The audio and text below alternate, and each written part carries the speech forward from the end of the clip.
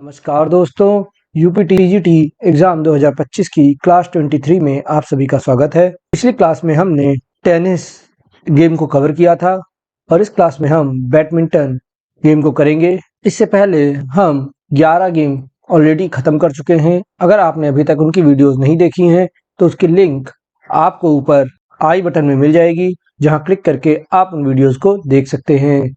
उम्मीद है आपको हमारे वीडियोस पसंद आ रहे होंगे। वीडियोस को इंग्लिश और हिंदी दोनों ही लैंग्वेज में डिजाइन किया गया है, तो इसलिए वीडियो को ज़्यादा से ज़्यादा शेयर जरूर करें। वीडियो में कराए गए सभी क्वेश्चन आपके आने वाले यूपीटीजीटी एग्जाम के लिए बहुत ही इंपॉर्टेंट है, इसीलिए वीडियो को अंत तक जरूर देखें। तो स्वागत है आपका आपके अपने channel physical education study hub में। अगर आप हमारे चैनल पर नए हैं तो हमारे चैनल को सब्सक्राइब करें और बेल आइकन क्लिक करना ना भूलें, ताकि हमारी हर आने वाली वीडियो की नोटिफिकेशन आपको सबसे पहले मिल सके। तो चलिए दोस्तों, वीडियो को शुरू करते हैं। क्वेश्चन नंबर 1, शटल कॉक का कुल वजन होता है। What is the total weight of the shuttle cock? तो इसके ऑप्शन है 4.472 to 4.65 gram, 4.552 to 4.65 gram, 4.67 to 4.74 gram या 4.75 टू 5.50 ग्राम। तो आपको बताना है कि शटल कॉक का वजन कितना होता है और इसका सही आंसर है ऑप्शन डी 4.75 टू 5.50 ग्राम, यानी 4.75 से 5.50 ग्राम शटलकॉक का वजन होता है। नेक्स्ट, एसएआई बैडमिंटन कौशल परीक्षण में क्या शामिल नहीं है? What is not included in the SAI badminton skill test? तो आपको बताना है कि साई बैडमिंटन स्किल टेस्ट जो होता है उसमें निम्न में से कौन सा टेस्ट नहीं होता? तो इसके ऑप्शन है badminton shuttle run, standing backward jump, standing broad jump, tennis ball throw. जिनको भी इसका सही आंसर पता है वो अपने कॉपी पर लेकर बैठे और उस पर नोट करते चले। तो इसका सही आंसर है option C, standing broad jump. SAI badminton skill test में स्टैंडिंग ब्रॉड जंप नहीं होता। इसके अलावा साई बैडमिंटन टेस्ट में 3 आइटम होते हैं, जिसमें है badminton shuttle run, standing backward jump और टेनिस बॉल थ्रो। ये तीनों ही साई बैडमिंटन टेस्ट के ही आइटम्स हैं, लेकिन स्टैंडिंग ब्रॉड जंप नहीं है। तो इसका सही आंसर क्या होगा? Standing broad jump. नेक्स्ट, खुले बैडमिंटन परीक्षण में क्या शामिल नहीं है? What is not included in the pulley badminton test? तो इसमें भी आपको बताना है कि निम्न में से क्या पुले बैडमिंटन टेस्ट में नहीं है। तो इसके ऑप्शन है फोरहेड क्लियर परीक्षण, स्मैश परीक्षण, बैकहेड क्लियर परीक्षण या लॉक सर्व परीक्षण। और इसका सही आंसर है ऑप्शन बी, स्मैश परीक्षण। पुले और नेल्सन का जो बैडमिंटन परीक्षण है उसमें स्मैश परीक्षण नहीं होता। पुले एंड नेल्सन ने ये टेस्ट बनाया था और इसको 1993 में बनाया गया था। इसमें 3 टेस्ट होते हैं, फोरहेड क्लियर टेस्ट, उसके अलावा बैक हैंड क्लियर टेस्ट और लॉन्ग सर्व टेस्ट। ये तीनों ही पुले नेल्सन बैडमिंटन टेस्ट में होते हैं, लेकिन क्वेश्चन में नहीं पूछा है, इसलिए इसका सही आंसर क्या हो जाएगा? Option B, smash testing. Next, playing to win नामक किताब की लेखिका कौन है? Who is the author of the book playing to win? तो आपको बताना है प्लेइंग टू विन किताब किसने लिखी। तो इसके ऑप्शन है साइना नेहवाल, सानिया मिर्जा, पीवी सिंधु या ज्वाला गुट्टा। और इसका सही आंसर है option A, Saina Nehwal. Playing to win पुस्तक साइना नेहवाल ने लिखी। नेक्स्ट, कौन सा भारतीय बैडमिंटन में विश्व खिताब जीतने वाला पहला खिलाड़ी था? Who was the first Indian to win a world title in badminton? तो इसके ऑप्शन प्रकाश पादुकोण, संयम मोदी, अपर्णा पोपट या पुलेला गोपीचंद। तो आपको बताना है पहला वो खिलाड़ी कौन था जिसने वर्ल्ड टाइटल जीता था। तो इसका सही आंसर है ऑप्शन ए, प्रकाश पादुकोण। प्रकाश पादुकोण वो पहले बैडमिंटन खिलाड़ी हैं जिन्होंने कोई वर्ल्ड टाइटल जीता था। उन्होंने 1980 में ऑल इंग्लैंड चैंपियनशिप जीती थी और इसी के साथ वो पहले भारतीय बने थे जिन्होंने कोई विश्व खिताब जीता था। इसके अलावा इनको 1982 में पद्मश्री भी प्रदान किया गया इनकी इसी उपलब्धता के लिए। नेक्स्ट, उबेर कप के साथ जुड़ा है, एसोसिएटेड विद उबेर कप। तो इसके ऑप्शन है टेबल टेनिस पुरुष, टेबल टेनिस महिला, बैडमिंटन पुरुष या बैडमिंटन महिला। तो उबेर कप किससे संबंधित है? तो इसका सही आंसर है ऑप्शन डी, बैडमिंटन महिला। उबेर कप वुमेन बैडमिंटन में होता है। उबेर कप बैडमिंटन में महिलाओं का एक तरीके से विश्व कप या वर्ल्ड कप टूर्नामेंट होता है, जिसमें विनर को उबेर कप दिया जाता है। उबेर कप की जो शुरुआत है वो 1956 टू 1957 में हुई थी। Next, French short service test खेल से संबंधित है। French short service test is related to the game.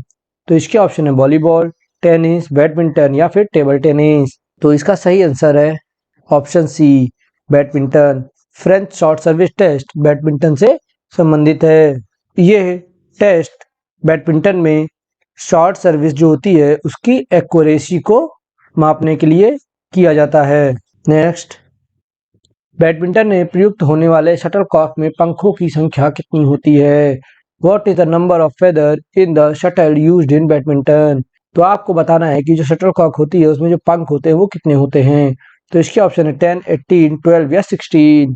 तो इसका सही आंसर है ऑप्शन डी, 16। अंतर्राष्ट्रीय स्तर पर जो शटल यूज होती है उसमें पंखों की संख्या 16 यानी 16 होती है।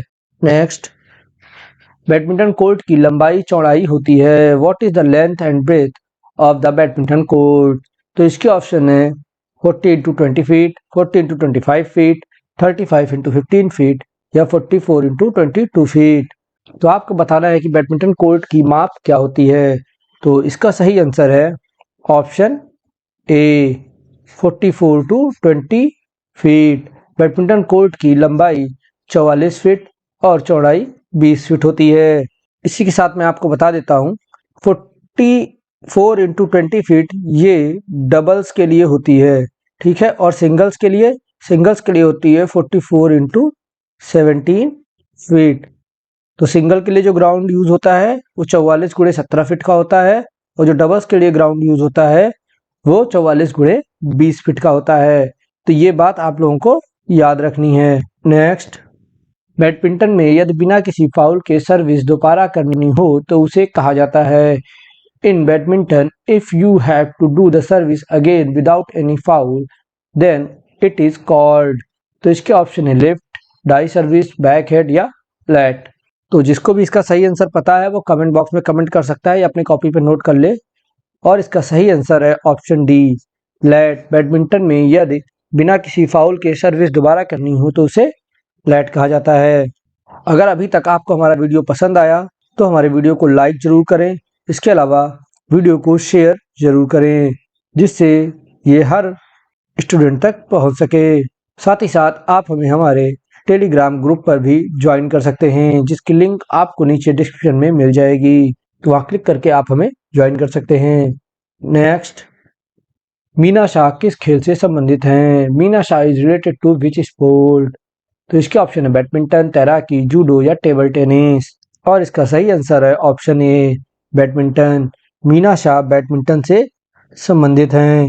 देखिए कौन खिलाड़ी किस गेम से संबंधित है ये जरूर याद रखिए, इसीलिए मैं इस तरीके के क्वेश्चन यहाँ करवाता हूँ कि खिलाड़ी किस गेम से हैं ताकि आपको ये याद हो जाए। लेकिन इसके अलावा भी आपको जो भी नाम मिले वो आप जरूर याद कर लीजिएगा कि ये इम्पोर्टेंट है और ये क्वेश्चन पूछे जाते हैं। नेक्स्ट, किस वर्ष बैडमिंटन एक पूर्ण पदक ओलंपिक खेल बना? In which year did badminton become a full medal Olympic sport? तो इसके ऑप्शन 1991, 1993, 1994 या 1992।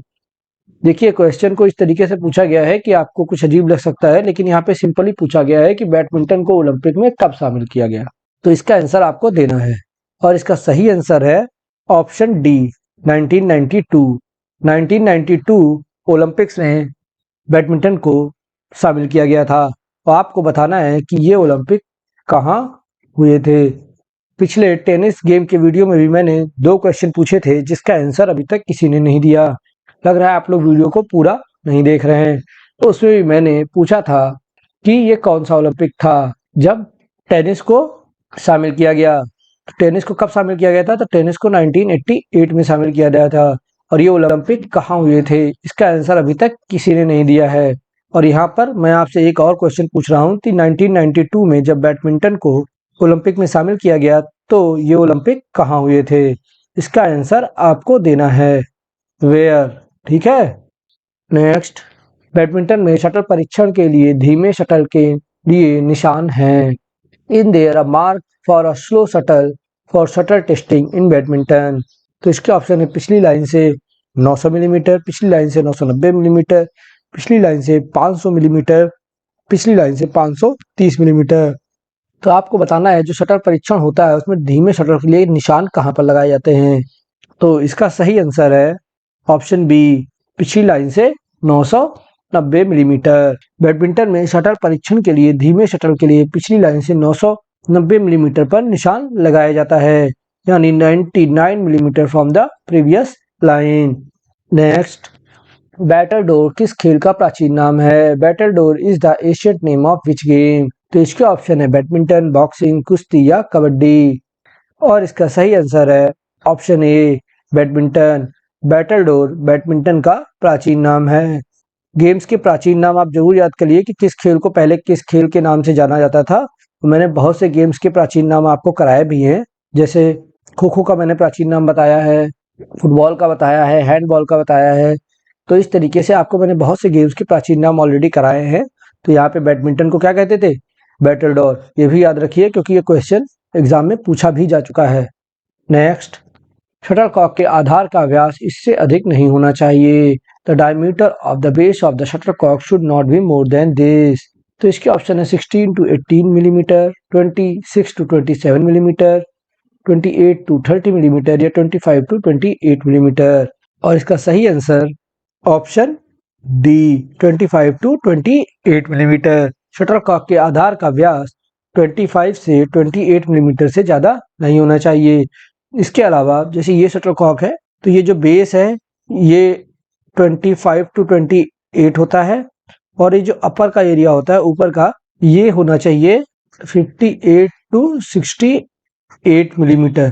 इसके अलावा जो शटलकॉक की हाइट होती है वो होती है 62 to 70 मिलीमीटर।